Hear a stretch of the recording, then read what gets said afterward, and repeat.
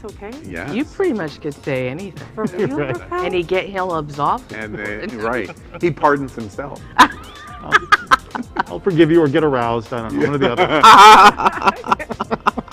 He pardons himself. Doesn't Trump wish he could do the same? He's going to try, that's for sure. Well, we're going to do World AIDS Day today with the Executive Director, Raquel Lopes.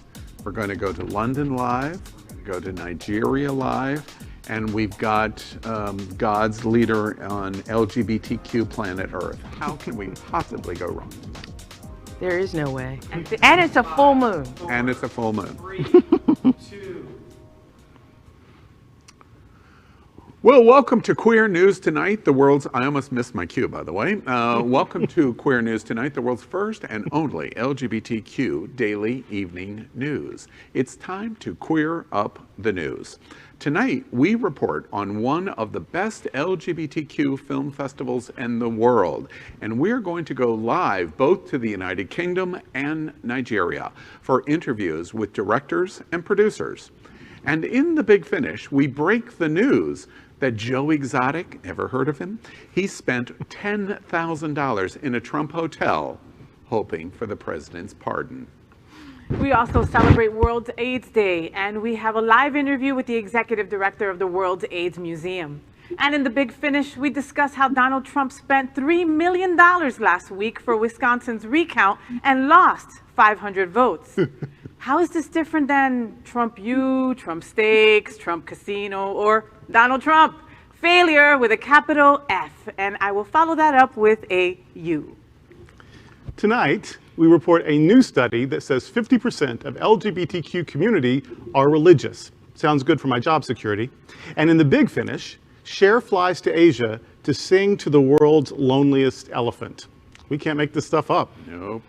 So good evening, LGBTQ world. It's 7 p.m. Monday, November 30th, and we are literally out of the closet and into the headlines. So many of your important stories we are going to tell this evening on Queer News Tonight.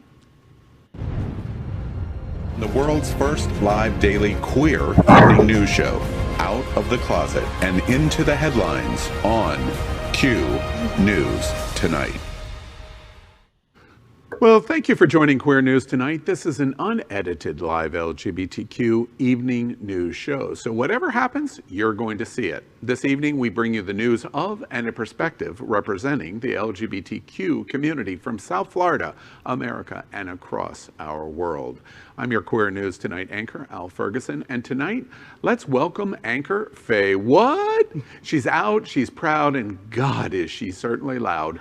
She's a Latina to be reckoned with. She's half Puerto Rican, half Colombian, 100% freaking New Jersey. It sounds like a dangerous mix to me. She has a popular blog and YouTube channel, Faye What? So welcome, Faye. Hola, mi gente. So happy to be here. Next, let's welcome anchor, first time in this seat, Reverend Dr. Darrell Watkins. He is the senior pastor of Sunshine Cathedral, the world's largest queer church, and a strategic partner at Happening Out Television Network's Sunday Celebration broadcast. It is the most watched LGBTQ Sunday service in the world. Welcome, Darrell. Queer blessings to all of you. So tonight we begin with the queer headlines. The LGBTQ community in South Florida and across America is diverse. Our community across the world is vast, and here are the bullet points of queer news for today, Monday, November 30th. We begin by queering up breaking queer news. We celebrate World AIDS Day, December 1. This week, Happening Out Television Network celebrates World AIDS Day, and to give you the firsthand importance of the remembrance, we will speak to the World AIDS Museum Executive Director Raquel Lopes later in tonight's broadcast, so stay tuned.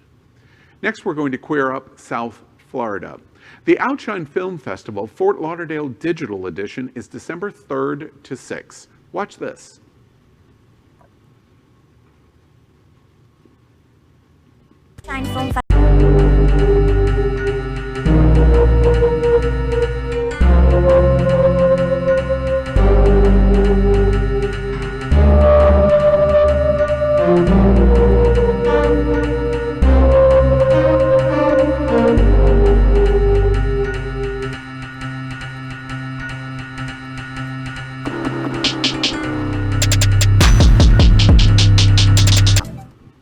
This is an exciting week. Happening Out Television Network is proud to serve again as their digital television sponsor, this time for the OUTshine LGBTQ Film Festival Fort Lauderdale Virtual Edition, presented by Gilead Sciences and Broward County.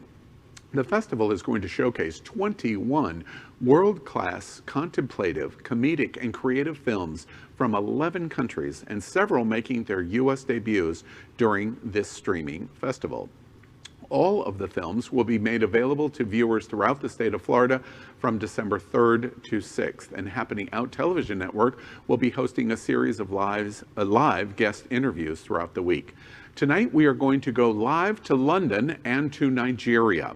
We are pleased to have both the director and producer from the film Walking with Shadows, about a man who has been running his whole life searching for love and acceptance from his family and driven to recreate himself as a respected father, husband, and brother. But when his past starts to catch up with him, his fabricated life begins to unravel.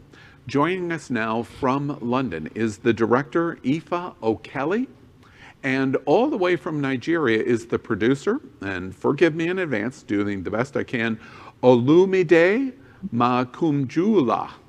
And we thank both of you for joining us tonight at Q News tonight. Welcome to both of you. Thank you. Thank you. Well, let's begin. Before we talk about your film, let's talk about the film festival process. You're participating in your film, you as director and producer, in one of the most important LGBTQ film festivals in the world. But this year, it's digital. And that must seem kind of strange to a director and a producer to be promoting their new film in a digital fashion. What's that been like for you in COVID-19 world?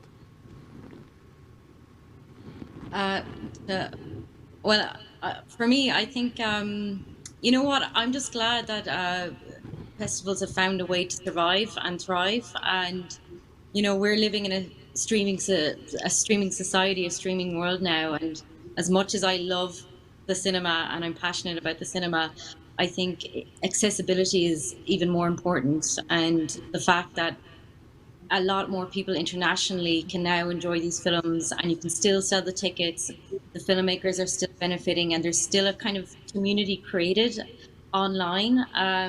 You know, of course we miss the social aspects of interacting, but I think this is definitely a positive to come from it, and here we are, Lagos and London, being able to interact because of that. Any thoughts from Nigeria? I mean, I agree with Ifa. I think that one of the most important things is that despite the current situation, the film is able to make its own journey and travel to other parts of the world. Even though none of us can get on the plane from London or from Lagos to, you know, any other part of the world, people can still see the film and we can still connect with the world. And I think that's the most important thing, you know, is the journey that the film is making that is the most important thing. You know, I'm curious to both of you. I noticed this in the first time that the Miami version of OUTshine launched in August, and they were completely uncertain about what would happen in a digital film festival. And what they found out was very, very interesting, and I would think I'm curious on your take about it. They found out that if you had an independent film and you were an independent director, independent producer, and you go to a film festival, maybe 300 people are watching live. But in a digital platform that is streaming, you can touch so many more people in so many more rich and diverse ways. That must be very exciting to be able to bring your independent film to so many more people that would ever watch it in a single screening at a film festival. Do you agree with that? Absolutely. Absolutely. Tell us a little bit about the film. Walking with Shadows, tell us a little bit about the story and its creative inspiration. First off, who came up, who's first in this process, the creative process, and how did it unfold as independent filmmakers, a producer and a director here? And by the way, I'm going to ask you, you can prepare, I'm going to ask you who's more important in the process, the producer or the director? Illumide, would you like to start? As I feel like it's your baby to begin with. Ah, so the producer is more important. All right, let's start there. No, I think everybody is important. I think everybody is important, in the process. I mean, the film started its own journey about nearly 5 years ago, actually over 5 years ago, with a friend of mine, who we co-produced together for me and Yoda. And with the author of the book, who is also a friend of mine, Judy Dibia. I mean, they were a process of trying to raise resources for the film, process of trying to find the right team to work with. And even when we found that, process of trying to ensure that from production in Nigeria to post-production, to all of the different stage, finding the right cast, finding the right, actors, team on ground to work with. I think that this process in itself, for me, it's something that's very quite personal. And it started from us wanting to just tell stories of, LGBT person. And I think it's different also for me because the story is also very quite personal for me as a gay man, who live in Nigeria. So I'm very quite keen in seeing how we can tell, wide range of story about, LGBTQ person and the reality that it faced in Nigeria, through fame, through, other means of visual forms. Oh, Lumide, I want to pursue that before we come back to Aoife. We have reported so many stories at Q News tonight about LGBTQ rights on the continent, in Africa, and specifically a number of stories about Nigeria. Tell us a little bit about what the LGBT experience is like in Lagos and in Nigeria in general. First off, homosexuality is criminalized in Nigeria or decriminalized? It's criminalized. It is criminalized. So tell us about what the experience. If I lived in Lagos, in Nigeria, what would it be like for one of the gayest guys on the planet? What would it be like to live there? I mean, if you do live in Nigeria, I mean, as long as you're not out, you know, you might be fine. If you are out and out, then you do require to manage your own security in a certain way. And I think that is the context for someone like me. I mean, I'm very quite out and open about my sexual orientation. I've worked in LGBTQ activism in the last 14 years. So, I'm very quite cautious around my security. I mean, I live here at the moment, but I'm also very quite cautious around my security. You do have the social, related challenges that you will face as a gay man. The somewhat sometimes where you feel isolated from the things that happen, within the larger space.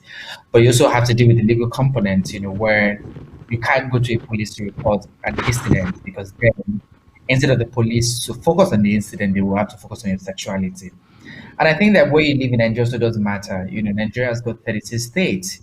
So Lagos is a commercial city. So the kind of human right violation that you face will be different from the kind that you will face in a place like the northern Nigeria, where you have Kano, Kaduna, where they are more religious extremists, and also a stronger religious view. But that doesn't remove the fact that the average gay man in Nigeria is bound to face some kind of isolation, discrimination, stigma, and if possible, some kind of physical violence, either from family or from community, as a result of how they look, and how they behave, especially, you know, gay men who look feminine and lesbian women who look masculine presenting based on societal gender prescription. It seems to me your film, both of your film, both of you, your film Walking with Shadows seems to be apropos with what you just described as goes on in Lagos and in Nigeria. That's what you must do to survive. Yeah. The inspiration is very clear in the film. It makes me very interested in wanting to see the film. In contrast to Nigeria, Aoife, you're in London, which is one of the most pro-LGBT cities on the entire planet. Hearing his story and how you directed this film of what this story is all about, it must have really been an eye-opening experience of what the LGBTQ community experiences generally in some places in the world, but specifically in Nigeria. What was that experience for you in the learning process? What was that like? Yeah, so based on the film was originally based on this novel and covering a lot of what Olumide explained there. So obviously, I'm not born in London. I'm from Ireland, and you know, being gay in Ireland or part of the LGBT community was illegal until '93. So I grew up with a history of, you know, the LGBT community feeling like it was a very taboo subject, and a lot of my friends, even of my generation, felt very. I found it difficult coming out to their families, and so I had a sense of, you know, uh, empathy, and I felt like the story not just covered this journey of this man. It really was about the struggle to be wanting to be accepted, and the struggle to be accepted and even accept yourself. And you know, it saddens me so much that this is still going on in the world. You know, I thought that we can see how much Ireland has progressed in the last 2 decades, but it's still really a prevalent problem. And you would hope that stories like this and luckily with festivals like this can open up people's eyes a bit more what's happening still internationally. Yeah. It's still no small problem, and it really is something that hopefully people will open their hearts and minds a bit more to just accepting people for who they are and who they want to love. And it's really should be not such a problem for people, you know, but unfortunately there's big steps to be taken still. And I connected with that, and I felt I wanted to help in some way and be a part of this film. You know, to your point, it would be remiss on my part not to note that we have also made the note about Ireland many times in 2020, including your leadership in Ireland. There has been dramatic progress in terms of LGBTQ representation at the highest levels of the Irish government, which we have, as Americans, watched very closely. America, we remind you, this film festival is getting ready to start here in South Florida. We draw your attention to this very interesting and unique opportunity to get a glimpse of LGBT life in Africa, in Nigeria, called Walking with Shadows. Any final thoughts either of you would like to make about participating and seeing the film? Are you excited about being in the film festival? It's very warm and nice here, by the way. Just saying, our weather is a little bit better than yours, Aoife, so you should be very jealous. And mine's way better than two of you put together. Absolutely. All right. Well, thank you very much. We are very excited to see the film. Tune in this week. There's many special events going on at the OUTshine Film Festival, the Fort Lauderdale Digital Edition, December 3 through 6. And Aoife and Olumide, thank you very much for participating tonight with Q News tonight. Thank you. Bye. All right, Faye, let's continue with our headlines. Yes, let's make it happen. Next, we queer up business. Denver pastry chef delivers pies with a side of drag.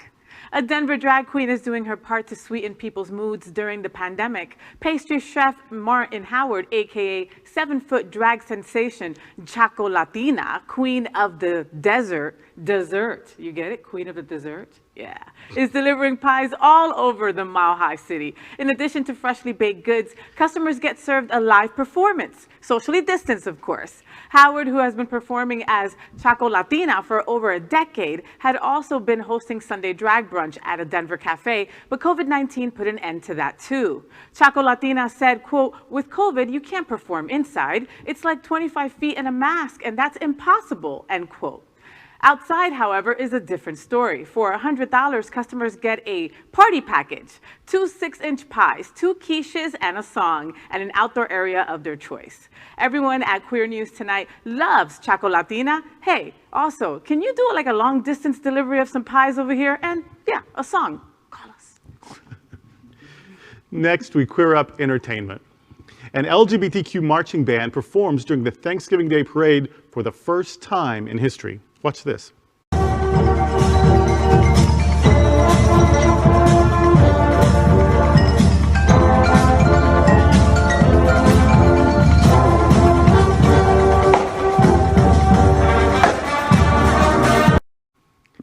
The Lesbian and Gay Big Apple Corps, one of the first all-queer band groups ever in the country, became the first LGBTQ marching band to participate in the Macy's Thanksgiving Day Parade ever.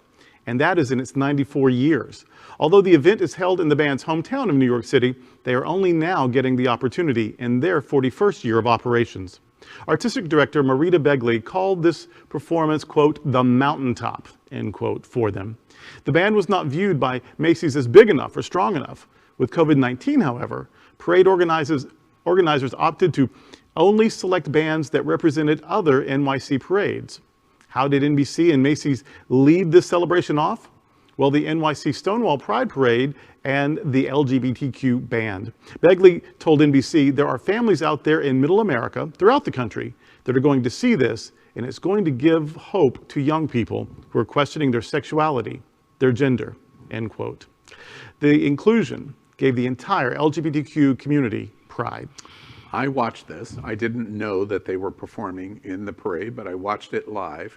And when NBC was describing that they were going to include bands representing the other New York City parades, I was breathtakingly shocked that they led all of the parades that they were going to embrace, including St. Patrick's Day, with the LGBTQ Pride Parade. It was an amazing moment for our community. Amazing. I love the visibility. You know, any visibility that we can get is fantastic. And I love how they pointed out that that person that is in middle America that's 12 years old and struggling with their sexuality could see themselves on TV on the biggest parade there is, the Macy's Thanksgiving Day Parade. Like, how beautiful is that?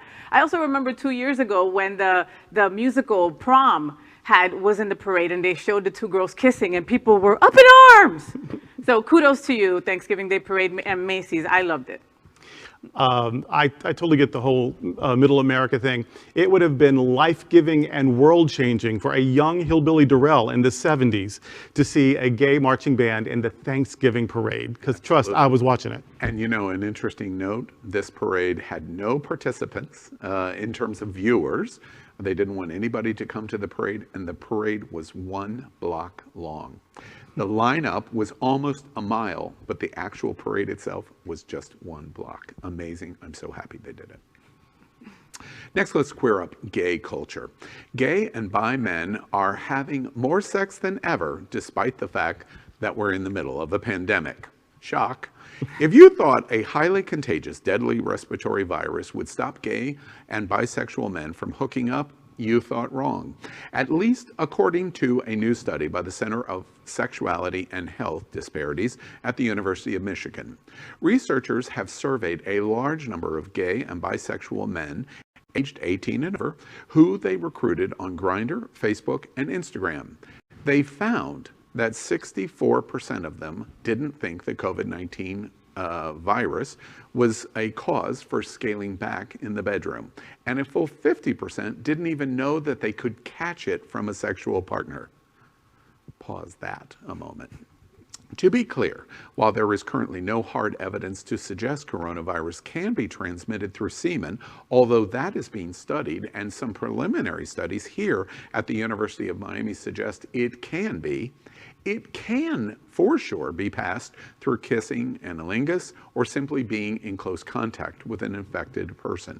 The authors of the study believe the uptick in gay and bisexual men hooking up has to do with them simply trying not to go crazy during what has proven to be one hell of a stressful year. The study reported, quote, both increased sexual activity and substance use may be coping strategies for the stress of living in lockdown. Guys who reported an increase in substance use were also significantly more likely to report increases in the number of sex partners, anal sex partners, and unprotected sex partners, end quote. With the dramatic increase in COVID-19, the new study report could not come at a worse time for the LGBTQ community. Wear a condom and wear a mask. And what else? And wash your ass. Listen, I'm surrounded by gay boys all the time, and I love you guys, but you're smarter than this. I'm I'm not surprised, okay? We're really not smarter. But come on, I know gay boys, and I love you guys. I know gay boys that are like, okay, no, I can't go to that function because there's too many people. No, I gotta go wash my masks, wash your ass also, but they won't, but they're on Grindr, and they're still hooking up. I don't get it. Well, sexuality is powerful, it's its own drive. And so I want people to be careful, and I want people to be responsible. And I want to encourage that, though, without sex shaming anyone. It's really a complex situation. Yeah. I don't have any answers, just a lot of hope. Yeah, absolutely. The World AIDS Day, we're on the eve. We have the executive director of the World AIDS Museum. We needed condoms. And that's what we need today, and we need masks today. That's the only way we can deal with this. There's great news on the horizon, but we've got to be responsible until that moment. And we're not there yet. No. And wash your ass. And wash your ass. Wow, the pastor, father, reverend guys just said that. Oh my God. All right, okay. It's time to queer up politics. Biden announces historic first LGBTQ appointees in his new administration. Karine Jean-Pierre is helping to move the nation forward, and she's making history in the process. The political activist and author played a key role as Joe Biden and Kamala Harris made their successful run for the White House. She joined the campaign initially as senior advisor and then became chief of staff to Harris, making Jean-Pierre the first Black person and first out lesbian to hold that position for a vice presidential nominee. Now, Jean-Pierre has been named Principal Deputy Press Secretary for the Biden administration, joining Carlos Elizondo, another out staffer, who has been named to the administration as well. The 2020 Out 100 honoree said, quote, "As a Black gay immigrant who comes from a working class family, I know that America hasn't always worked for everyone. I believe that America, one that is stronger and more inclusive, is within reach," end quote. Let's queer up religion. Nearly half of LGBTQ adults are religious, U.S. study finds. Almost half of LGBTQ adults in the United States are religious, according to a recent study from the UCLA School of Law's Williams Institute.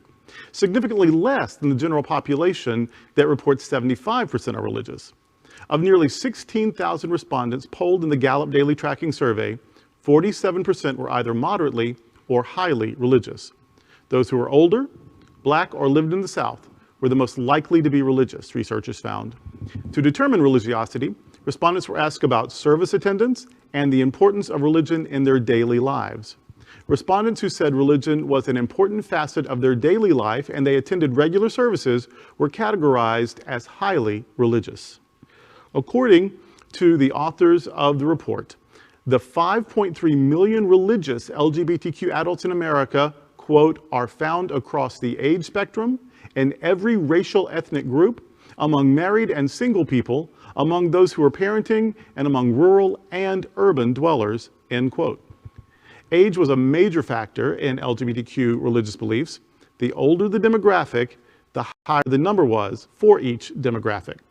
The report predicts the numbers of LGBTQ religious beliefs will decline drastically in future years. It's an interesting report. The 50% is actually an encouraging number for me. I frequently comment on religious embracement in the LGBTQ community, and frequently it can be "I don't want to" as a negative because of what the religious community has done to many LGBTQ people. It's interesting that we have more involved than we think. And it's a good starting point for us to heal wounds on both sides. Gay church is fun. No, here's the thing. I grew up going to all these churches that basically said all gay people were going to hell. And that was my relationship with religion until I was able to find my own. And a lot of people in the LGBTQ communities don't know that they can go to a non-denominational church. They can go to Sunshine Cathedral, which is your queer church. They can go to Unity on the Bay in Miami. There's so many churches that are out there. The fellowship is everything. Gay people, go to church. It's fun. It's interesting, Faye, by the way. I'm sure Darrell has comments, but it's very interesting because the senior pastor at Sunshine Cathedral has told me to go to hell so many times,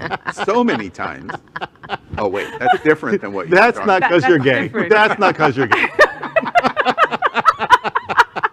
That's just because you're you. Okay. You know what, guys? LGBTQ plus people have special gifts. And in fact, we are a gift to the world. We are innately spiritual, so that half of us have remained connected to organized religion, in spite of religion often being weaponized against us, actually shows how committed to authentic faith we really are. We are the shamans of our tribe. We are blessings on this earth. So some of us like to do it in a more organized, official way. I get up in drag, clergy drag, every Sunday. What could be better, right? So it's that we do it in an official way. Half of us, no surprise to me, because all of us are innately spiritual. It reminds me, Jarrell, have you thought about delivering pies and quiches? In drag. You know, I start out well, but I don't get to the destination with the whole pie intact. That's the You've problem. lost a lot of weight, by the way. You're doing a great job. Darrell, All right. tell me to go to hell. Come on, Yeah. tell me to go to hell. Come on, do it. You can follow out. No, I can't do it. All right, let's continue by querying up the USA. What does ambisextrous mean? This is just one of 12 queer terms that are now in the dictionary. Dictionary.com recently added a slew of new LGBTQ-related terms to its lexicon. While the website worked with GLAAD to make English more queer inclusive, the newly added words may be unfamiliar to some of us. Here are the new words added or revised. Asexual, a person who is free from sexual desires or sexuality. Ambisextrous, I had never heard of this. It's a slang term that can alternately mean bisexual, the state of being attracted to two or more genders. Biromantic, relating to people who are romantically attracted to more than one gender. Dead name, the previous name of someone who has changed that name, especially the pre-transition first name of a transgender person. Gender diversity, gender identities or expressions that don't conform to socially defined male or female gender norms. Gender inclusive, relating to or intended for any gender.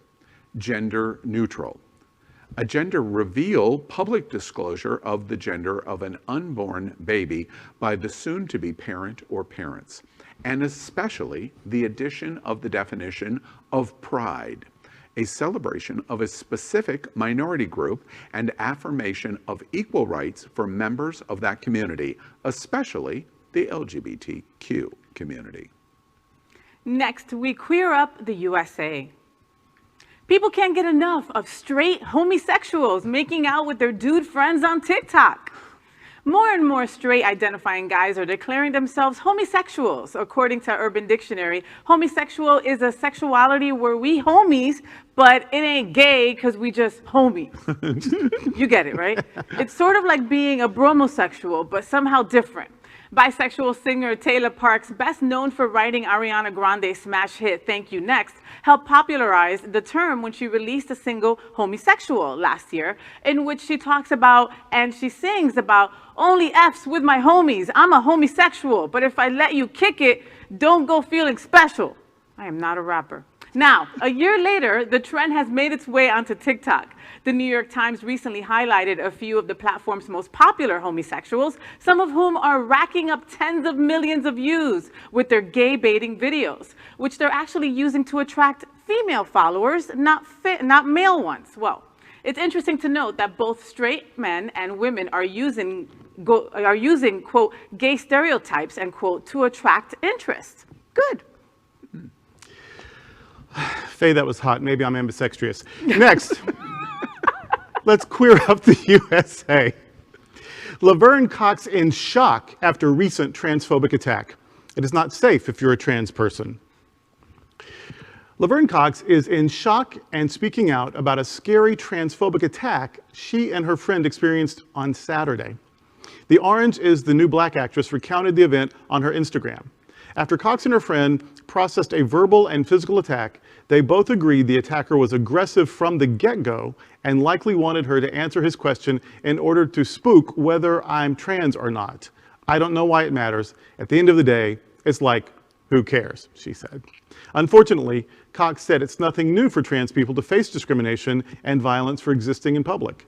Cox said, quote, "It's not safe in the world, And I don't like to think about that a lot, but it's the truth. It's the truth, and it's not safe if you're a trans person. Obviously, I know this well, it's just really sad, end quote. According to the National Center for Transgender Equality, in just 7 months of 2020, at least 28 trans people were murdered, surpassing the total for all of 2019. LGBTQ activists and allies recently honored those lives lost on November 20th, Transgender Day of Remembrance. Well, next we're going to queer up our breaking Q news. Stand united and celebrate World AIDS Day tomorrow at Rock the Ribbon, presented by the World AIDS Museum. Watch this.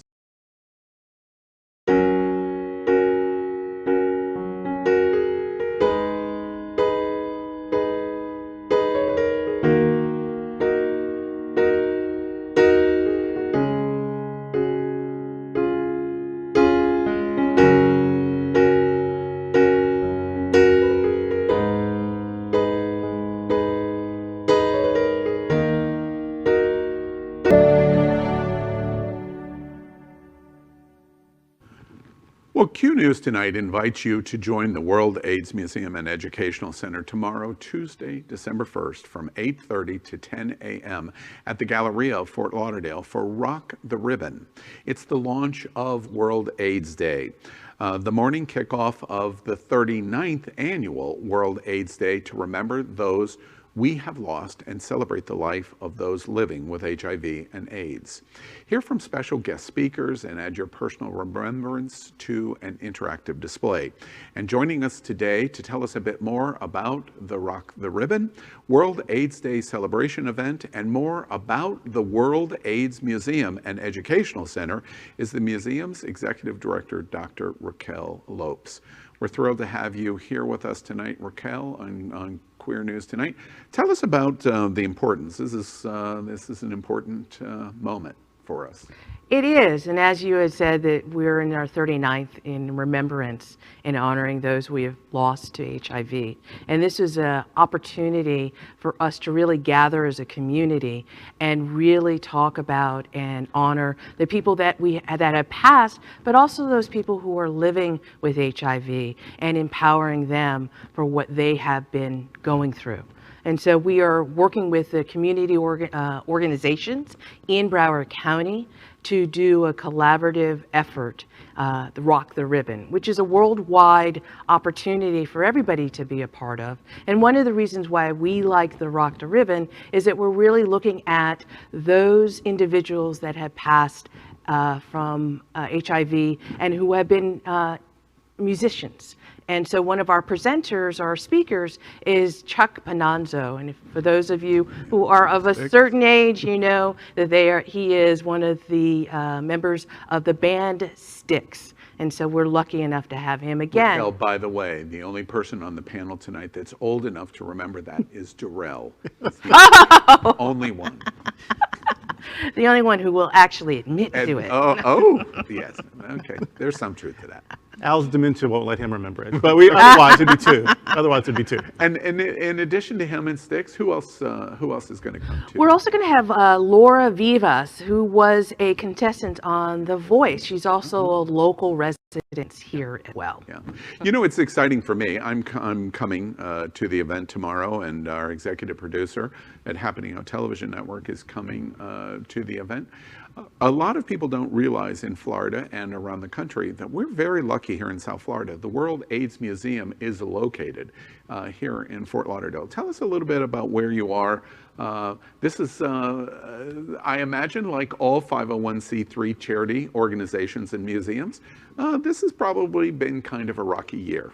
That is an understatement, to say the least. But we are lucky enough to be in the ArtServe facility, which is located on Sunrise Boulevard. And it is an incubator of arts. And what better place to be for us is to be in part of that facility. Yeah. So we are collaborating with ArtServe. We also have Stonewall Museum there as well. So we look forward to doing a lot of different collaborative events with ArtServe and Stonewall, as well as to utilize the artists that are actually in residence there. And our new mural is done by Lori Pratico, who is an artist in residence at OUTServe.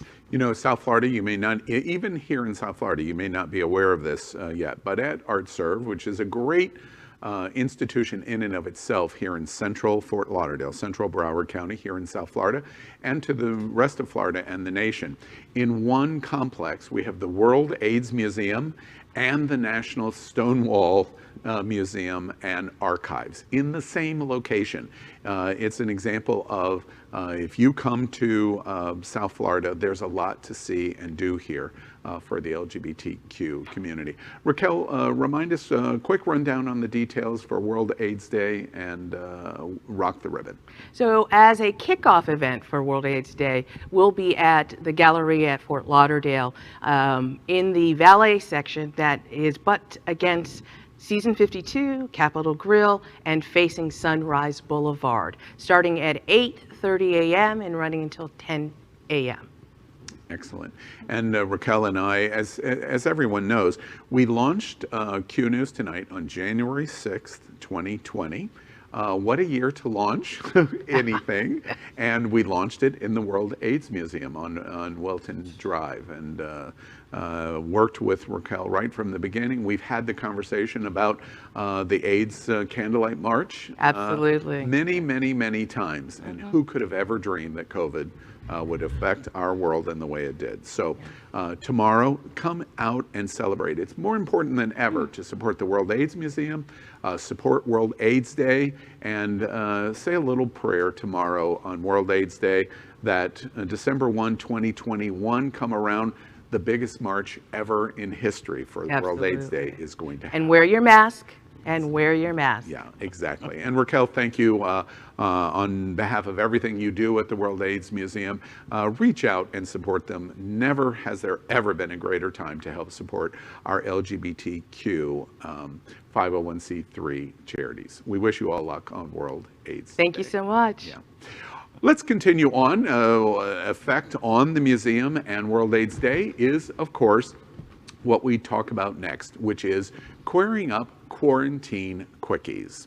And in Quarantine Quickies tonight, we report the current numbers of cases and deaths in the LGBTQ community, both globally and in the United States, and you see that now. Our headline report in Quarantine Quickies tonight is Dr. Fauci. And Dr. Fauci says over the weekend that the U.S. may see a surge upon surge of COVID-19 in the weeks ahead. Watch this. Dr. Fauci, you have said that again and again and again. We saw all those people traveling.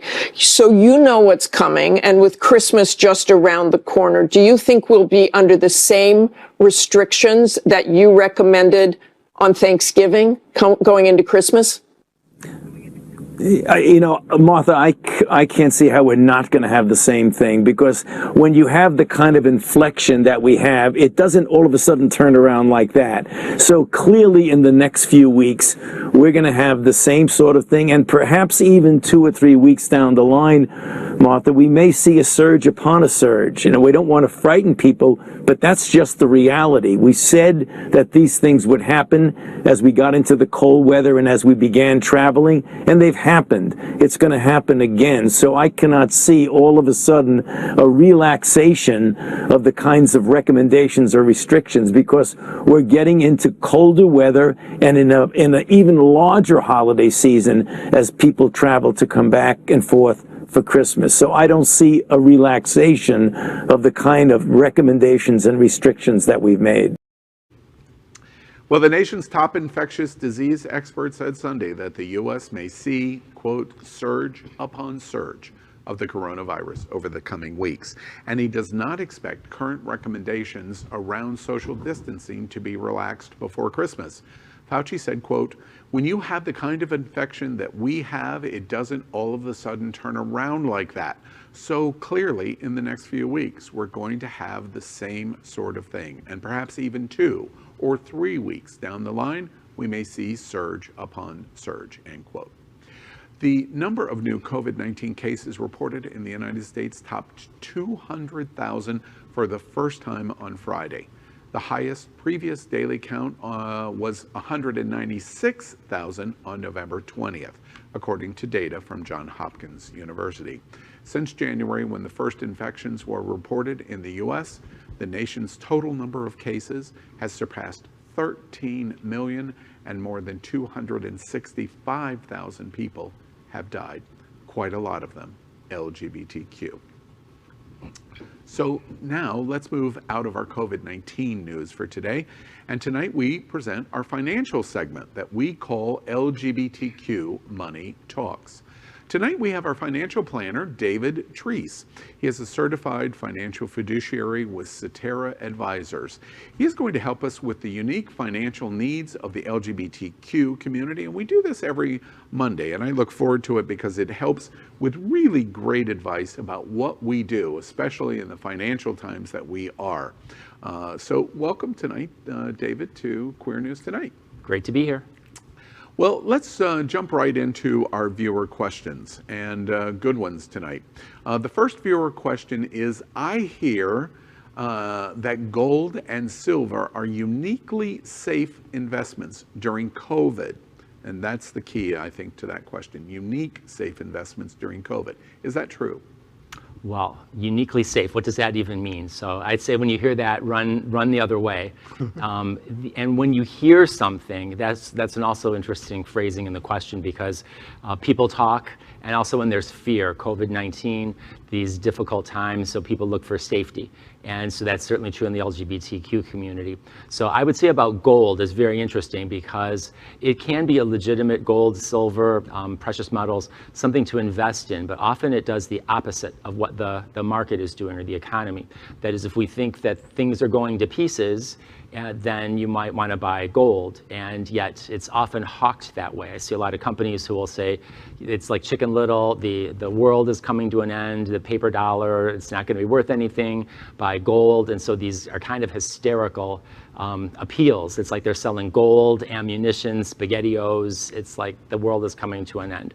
So I think you have to take it with a grain of salt, and it goes up and down in value. And you also have to think, how would you own it? Is it that you're buying stock? Are you buying gold mining stocks? Are you buying physical gold itself, like coins or ingots?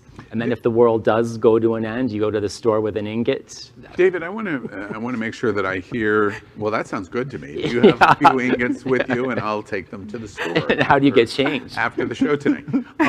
I'm curious, generally in your professional career then, you have not recommended gold or silver as a general choice. Let's take COVID out of it. It doesn't sound like you generally recommend gold or silver as an investment option. It could be, correct? It depends on the times, and if somebody's going to buy and sell it, it's maybe a hedge, only as a small percent as a hedge, because it is absolutely something that can go way up or way down. So this whole idea of safety, I would run away from that. It's not in any way, shape, or form safe in value. Oh, okay, that's really good. I would have guessed completely different, so that's valuable in terms of that advice there. Faye, you have another question. Yes, David. Question number 2. Yeah, you like that? I said, David, you like David? Es lo que me llaman David in Miami, en David español. is putty in a lesbian's pants. That is why. David, should I care if my bank or credit union is FDIC insured or not? Oh, absolutely, you should care. We care. It's so interesting. You talk about crisis. We had, people have short memories, 2008, 2009, we lost hundreds of banks. I think over 500 banks have closed in this past couple of decades. Generally, it's 2 or 3 a year. They may be smaller community banks, and the chances of it being your bank are pretty small. But you definitely want that insurance. We used to have $100,000 as the limit, and then it was during the crisis. It went up to 250,000, and that was made permanent. But it matters because we pay attention. I've had people, some of my wealthier investors, they want to put in more than 250 into a CD, and I'll tell them no, it's got to be titled somewhat differently or with a different bank. And we also have people who sell properties. And so then they're going to get a very large amount of money coming in all at once. And most of them do not want it to just go into a checking account with one bank. And so we have it set up so that it actually gets, you don't see this, but that larger sum of money gets divided, 248,000 amongst different banks. So we actually make sure that you get that FDIC insurance. David, that fascinates me because I can't think of a time where I've ever paid attention of whether a bank is FDIC insured. Are there many banks in the United States that are not FDIC? You know, generally it's a requirement, and the same with the savings and loans. But what people can make a mistake on is if they have more than $250,000 in the bank, or they think they don't understand how the coverage works because it's how the account is titled. So if I want to make sure that I'm clear, if you have Darrell Watkins money, you should divide it up by many more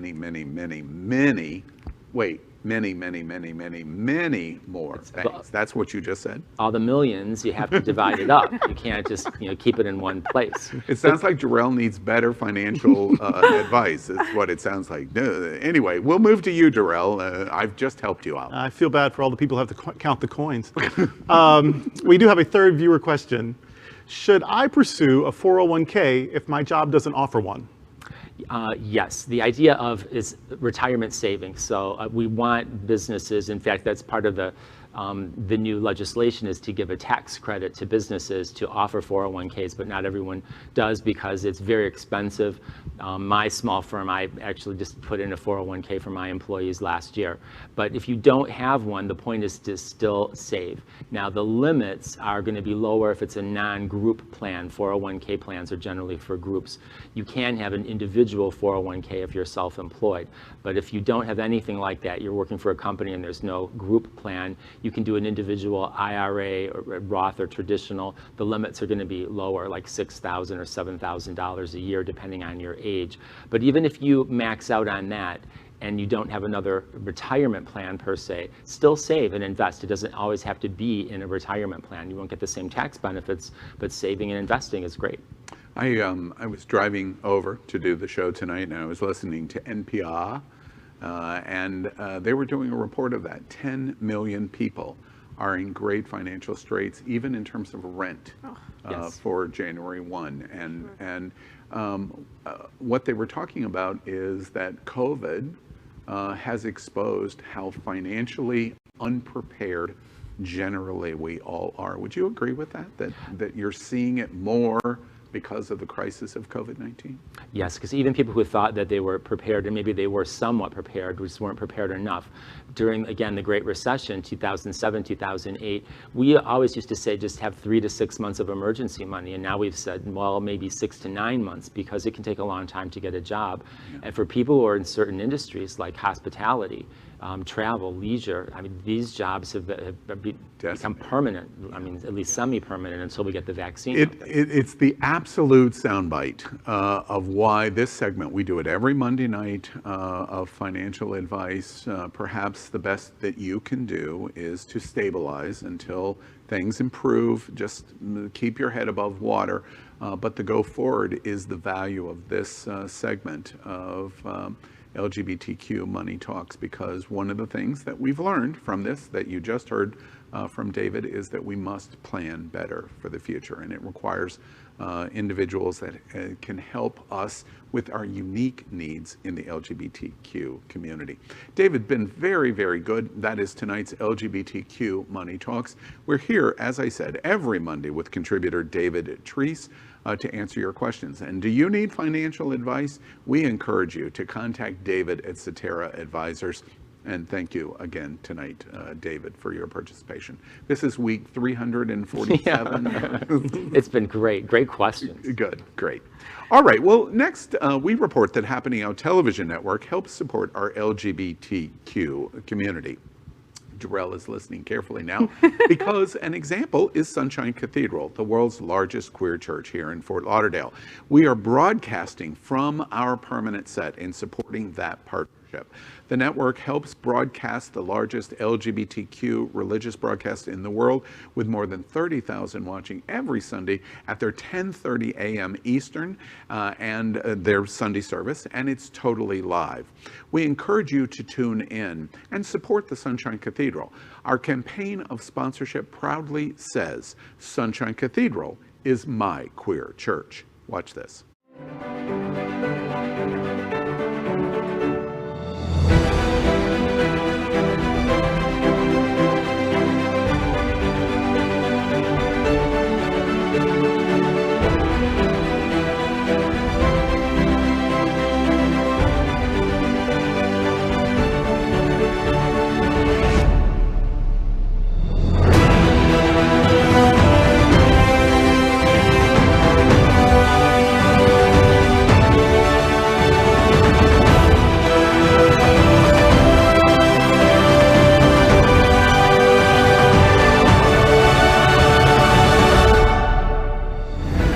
Kevin Kunkel, a domestic violence victims advocate with the Department of Children and Family Services in beautiful Fort Myers, Florida.